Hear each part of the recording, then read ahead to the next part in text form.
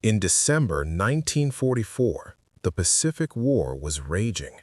The Japanese Empire was losing territory fast, and the Allied forces were taking over islands one by one.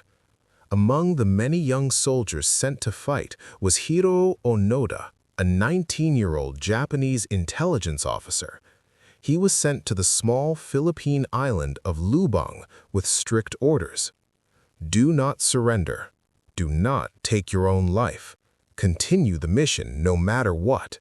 You must resist the enemy and await further instructions from your commanding officer. To Onoda, these orders were sacred. Obedience was not optional. It was the code of honor that defined him. When the island was taken by Allied forces and the Japanese military in the Philippines was defeated, Onoda did not surrender. Even when leaflets were dropped from planes declaring Japan's surrender, Onoda refused to believe them. He thought it was enemy propaganda, designed to trick him into leaving his post.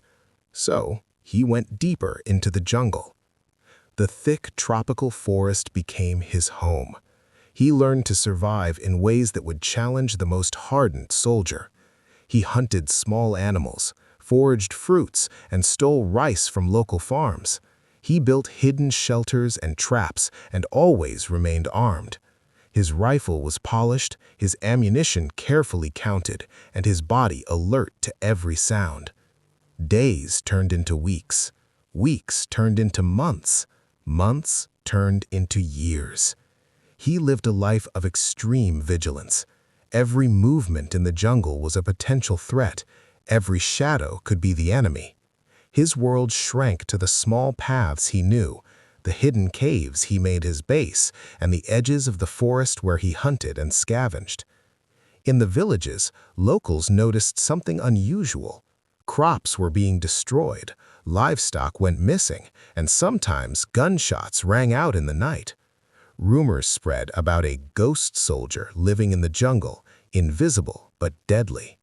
Many feared him, yet no one really knew what he looked like, just that he was relentless. Meanwhile, Onoda remained disciplined. He performed daily military routines, checking his weapons, maintaining shelters, and training himself in stealth and camouflage. He recorded notes, strategized attacks on small groups of enemies, and maintained the illusion that the war was ongoing. Through the years, he watched as other Japanese soldiers either surrendered or died. Letters from home were sent explaining the war was over, but he believed they were lies.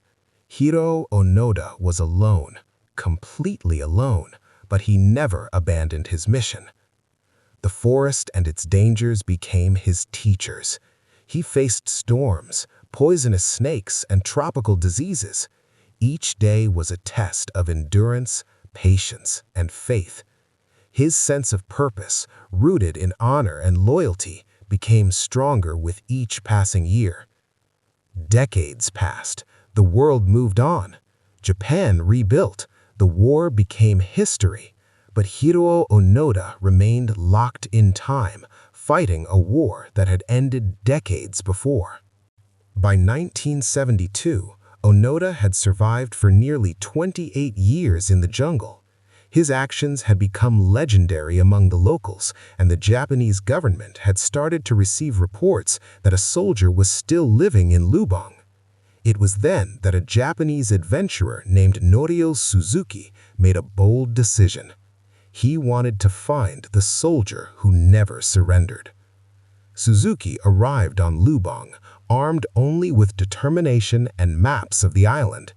After days of searching, he finally encountered Hiroo Onoda, a man in uniform, armed, vigilant, and completely committed to his mission. Suzuki explained that the war was over. Japan had surrendered long ago. Hiroo Onoda listened but shook his head. He could not believe it. He insisted that only a direct order from his commanding officer could relieve him of his duty. The Japanese government located Onoda's former commanding officer, now an elderly man.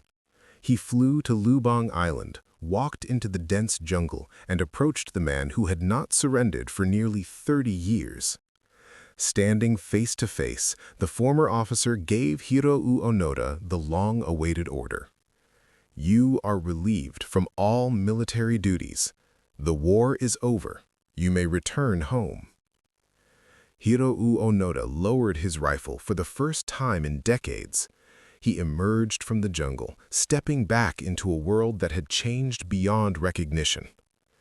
He had been in the forest for 29 years, a soldier frozen in time, fighting battles that no longer existed. He returned to Japan as a living legend. The world watched in awe as the man who had survived alone, who had followed orders with unyielding loyalty, finally reunited with civilization. The transition was not easy. Cities were modernized, technology was everywhere, and people moved at a pace Hiroo Onoda could barely recognize. Yet he adapted. Despite being out of touch with the modern world, he shared his story, one of discipline, loyalty, and survival.